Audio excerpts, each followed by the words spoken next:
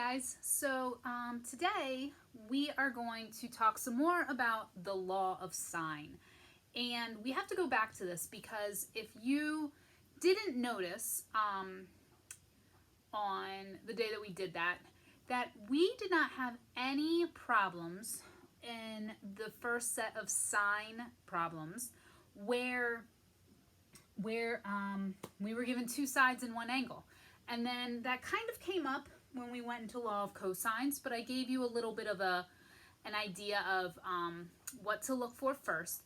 But now we have to kind of go back and tackle some of these problems where I give you two sides and one angle. And we're going to go back to this because there are some special case problems here that we need to deal with. And so this is often referred to as the ambiguous case of sine, all right? So if you don't have your book in front of you, I want you to pause the video and go get your book. Because before we get started, we are going to look at our book on page 715. Usually I have a slide ready for you that is interactive, and I can kind of show you how this works with something that's a little bit more dynamic for you to kind of see. But since we don't have that option, we're going to look at a chart in our book. So if you look at your book, there is a yellow table kind of in the middle of the page, and it's got a bunch of different options. And so when you are dealing with sine, there are a couple different scenarios that could happen. And so if you look at the top row, there are two things there, but they really just are saying the same thing. You have one triangle possible, which we've been seeing, okay? And then it says one right triangle. And so that's pretty much the same thing. Like, there is the case where you are given information that builds one triangle. But if you look below, there's two more options. And the next one is also really easy to spot.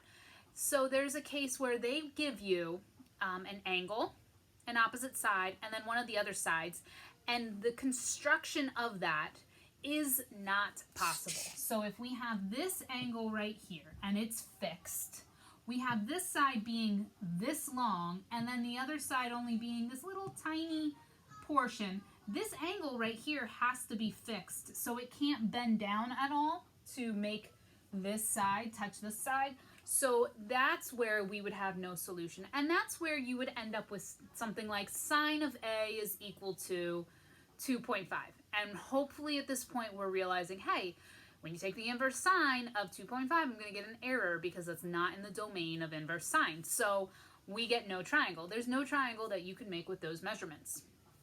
But then there's the possibility of two triangles. And this is the part that I really wish I could somehow show you on my slide at school, but I am not that tech savvy to, yeah. So anyway, we're going to try and draw it, okay? So there's the possibility of two triangles, and that's where, okay, that's where you're given an angle that has to stay that size. You're given a B value, that's this. And so I'm just going to take this, and this is one of the sides that we don't know. All right, so I should put this in a different color here. Just grab some other colors. So we don't know how long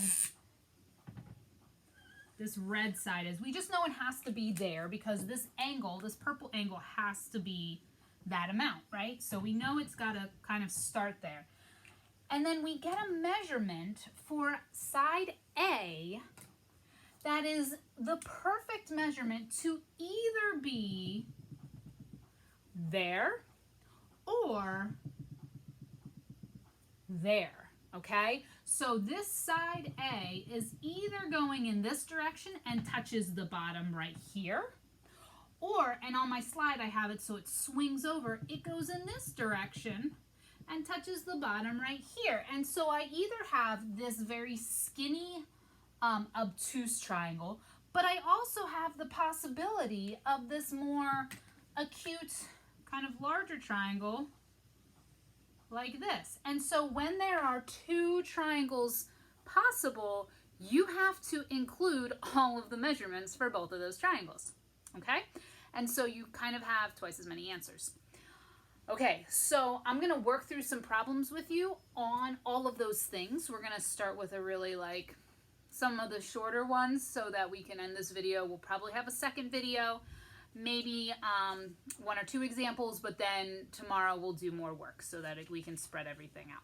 Okay, so that's all we needed your book for. So now let's look at a few examples and kind of how to decide whether or not we have 0, 1, or 2 triangles. All right. So the first example we're going to look at is a really, really quick one. And that's if we have angle B is equal to 55.7 degrees. Side B is equal to 8.94 meters. And side A is equal to 25.1 meters. So we have enough information to set up the law of sines because we have a match, right? Angle B, side B. But now we have a side A. So as soon as you know you're going to have to use inverse sine for law of sines, you've got to have in the back of your head, hey, this could be a weird one. I've got to check things, or I've got to be aware of that. So I'm going to set up my information. So I have sine of 55.7 over 8.94 is equal to sine of A over 25.1. Okay? I cross multiply. So this times this equals this times this. I divide both sides by 8.94, and I'm going to let you kind of do that. You can pause if you need to. But you should end up with, and I have confidence in you because you guys all did your law of sines really, really well the other day. So you should end up with sine of A is equal to about 2.318, blah, blah, blah, blah. Okay? Right here is where if you are paying attention and not just plugging things blindly into your calculator, all of a sudden you're like, hey, sine of A is equal to something bigger than 1. That's going to give me no solution. So, no triangle possible. Okay? So, those are the quickest. All right? We get to the point where we get to an inverse sine scenario where it's outside of the domain, and so we just say we can't make a triangle, and that's it. So that's the end of the first one. So then we are going to look at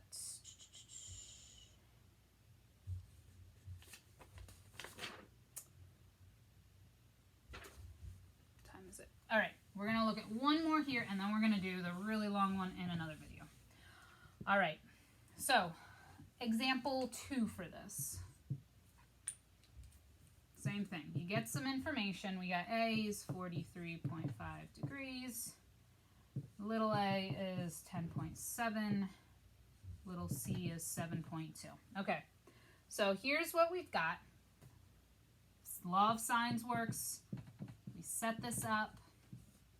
Kind of rushing through this first part. I'm thinking you're comfortable with this first part. This is not the part that you need help with. We get to here. We have our setup. And we end up with, do all them cross multiplying, sine times 7.2, divide that by 10.7, and we end up with sine of c is equal to 0.463. A little bit longer, keep that in your calculator. And you will go ahead, and this is in the domain, so nothing weird so far. And we end up with c, big C, is equal to 27.6 degrees. All right, and I know that's not 3 decimal places. My examples only go to 1 right now. So this is where, again, if you're given one angle and 2 sides, you have to be aware that there's a possibility of a second triangle. And so what we need to do to see if that is going to happen is we do this. We say, all right, well, that is definitely, I'm going to label that as C sub 1. Oh, sorry. So we have C sub 1. And so I'm going to see, is there a C sub 2? And so what I'm going to do is I'm going to take this angle and I'm going to subtract it from 180 degrees. And I get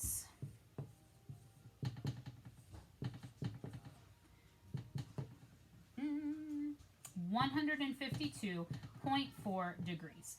If there is another triangle, if there is the possibility, if there is a second triangle, the second angle C will be 152.4 degrees. I'm not sure yet. What I need to do to check to make sure if that's going to work is I have to then say, well, 152.4 plus 43.5, what is that going to give me? Because even if there's a second triangle that is obtuse, all of the angles still add up to only 180 degrees. So I do 152.4, you see this? Yeah, plus 43.5, and when I add those two together, I get 195.9 degrees. That is more than 180 degrees. I don't even have any room for a third angle. So in this case, I know that there will be no second triangle because when I do the math to get a second triangle, I end up with angles that add up to more than 180 degrees. So at this point, I disregard any possibility of a second triangle. Come back over here because this is not the end of the problem. I know I need to find one more angle and one more side. So I go ahead to finish this. Okay, to finish this, I've got to figure out that last angle. So angle B is going to be 180 minus 43.5 minus 27.6, and that will give me 108.9 degrees. Okay, so there's that. And then I use the law of sines like we learned before to find side B. That's what you practiced the other day. You're going to have this side, sine 43.5 over 10.7. Now I'm going to set that equal to sine of 108.9 over B. I'm going to let you do that for time's sake, and I'm going to tell you that side B, after you do that, hopefully you get 14.7 inches. All right, so that is the rest. So we've got angle C side, or angle B side B. So watch the second video. I'm going to do one with the longer possibility of two triangles that gives us two triangles. Give you a little bit more guidance with that before we even try to do any problems. All right?